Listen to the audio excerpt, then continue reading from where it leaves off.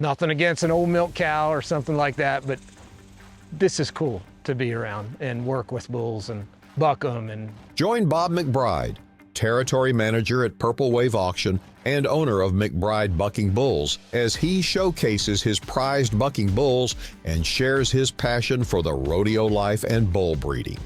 It was a great day. it was a good day. How do you feel?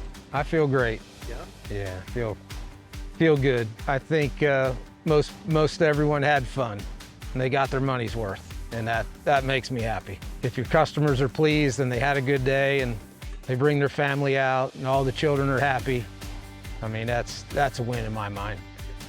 Just like any competition, I mean, some of them bulls, some were better than others, and the ones that weren't, you maybe wish they, had a little better day, but it is what it is. So you do everything you can to try to make it the best you can and hope everything works out, and if it mostly does, why, you're satisfied. I rode bulls when I was a kid. High school rodeoed and college rodeoed and rode bulls in the PRCA, when I was, late teens, early 20s. But bull riding is something that has an expiration date on it. It's a young man's sport. And truthfully, as a kid, I mean, I want to be a rodeo cowboy. I loved that lifestyle. I loved riding bulls, but I always wanted to have a ranch.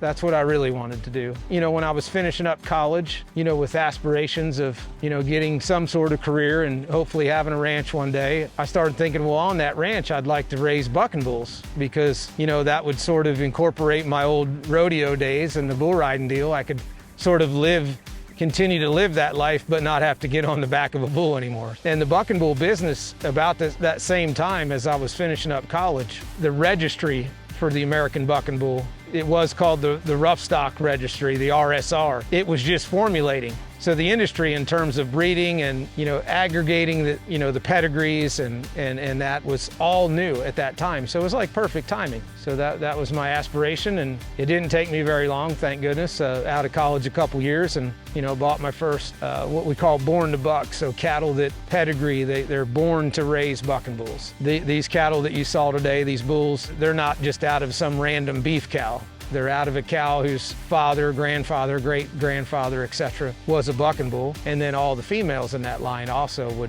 have the same, out of bucking bulls. So they're truly what we call born to buck. They're a pedigree that's designed to raise athletes.